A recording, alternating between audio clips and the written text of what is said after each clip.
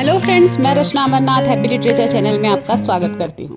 So friends, in this video I am going to discuss about life writing and this topic I have chosen from comparative literature. We'll discuss about the meaning, the concept of life writing and few examples of life writing. So let's start.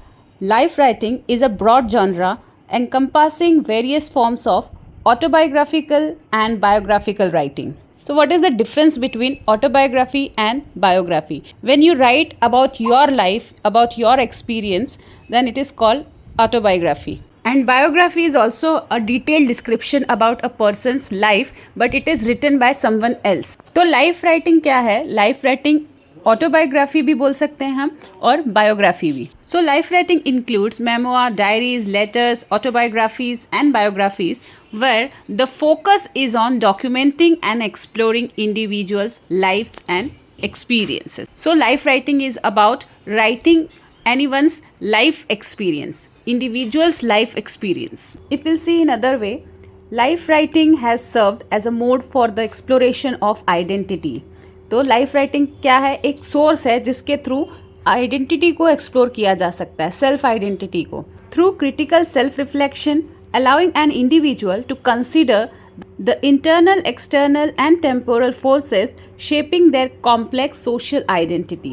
Here are the following key aspects of life writings. You can see this: autobiography, biography, memoir, diaries, journals, letters. Now let's see further. Taking a close look at life writing as a genre could be an eye-opener to understanding more about literature and literariness. तो अगर हम life writing को एक literature की category समझेंगे कि एक type का लिटरेचर है, तो ये लिटरेचर को समझने में बहुत हेल्प मिलेगा. लिटरेचर मतलब क्या होता है? कलेक्शन ऑफ रिटन वर्क, और लिटरेरीनेस उस रिटन वर्क का features. Life writing is also the inscription of the self in writing. तो लाइफ राइटिंग सेल्फ का इंस्क्रिप्शन है, हम खुद अपने बारे में लिखते हैं. The examination of how the self is inscribed will reveal to us that life writing is valuable both for the writer and for the reader. तो ये लाइफ राइटिंग क्या है? हमें बताता है कि कैसे कोई अपने आप को इंस्क्राइब कर सकता है, अपने आप को डिस्क्राइब कर सकता है, जो दोनों के लिए यूज़फुल है, एक राइटर के लिए भी और एक रीडर के लिए भी. राइटर के लिए इसलिए यूज़फुल रहेगा कि लाइफ राइटिंग राइटर को एक अपॉर्चुनिटी देता है कि वो अपने आप को एक्सप्लोर करे, अपने आप को और अच्छे से समझे, अपने आप को प्रेजेंट कर सके. और रीडर को, अगर रीडर का कोई फेवरेट ऑथर है, तो इस लाइफ राइटिंग के थ्रू रीडर उस ऑथर के लाइफ को समझ सकता है, उसके एक्सपीरियंस को समझ सकता है, उसके थॉट्स को समझ सकता है. Most writers who have employed this genre have confessed that the writing of their life stories has been therapeutic for them.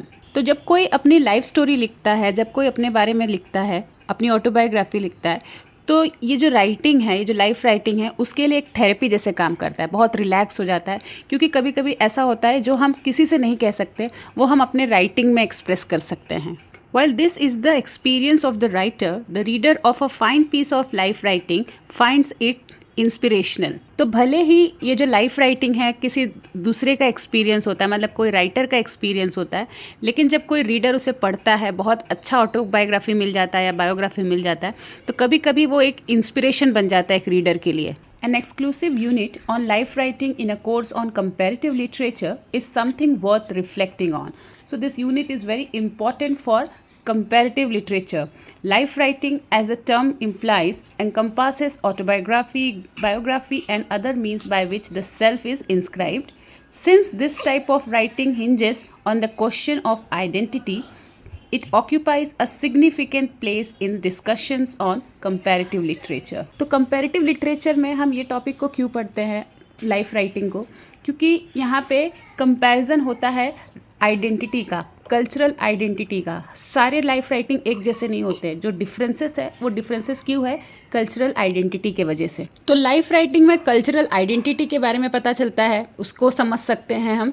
और कंपैरेटिव लिटरेचर में कल्चरल आइडेंटिटी क्या है, सबके अलग अलग पर्सपेक्टिव होते हैं कल्चरल आइडेंटिटी को लेकर, उसको हमें समझना है. आगे देखते हैं. जोला स्कूल ह्यूमैनिटी की स्पेशलिस्ट है. So in her opening line in the essay Comparative Literature and Cultural Identity declare the problem of cultural identity involve the question of self and of culture. तो कल्चरल आइडेंटिटी पर जो भी problems है, जो भी questions हैं, वो पहला क्वेश्चन क्या है? About self. खुद पर और कल्चर पर। तो जैसा कि मैंने बताया कि लाइफ राइटिंग जो है वो हम कंपैरेटिव लिटरेचर में पढ़ते हैं, और लाइफ राइटिंग किस बारे में रहता है, एक तरीके का आइडेंटिटी है। जो राइटर है अपने बारे में बात कर रहा है, अपने कल्चरल आइडेंटिटी के बारे में बात कर रहा है, और ये जो कल्चरल आइडेंटिटी है ये एक इम्पॉर्टेंट टॉपिक है कंपैरेटिव लिटरेचर में। This stand is further explicated in the following statement: Cultural identity as expressed in literature is re-established through constant dialogue with other cultures and literatures. This dialogic nature predetermines that the study of cultural identity and in literature is best performed in with the tools of the discipline of comparative literature.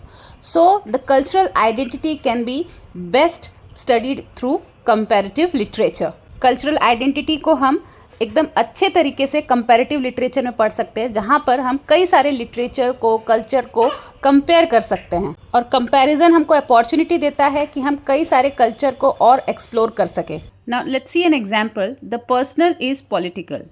So this phrase is popularized by the feminist activist Carol Hanisch. So this essay talks about the identity, female identity. The use of this expression in the context of cultural identity is by no means simplistic. तो ये ऐसे किस पर है? Cultural identity पर है, women's के identity पर है।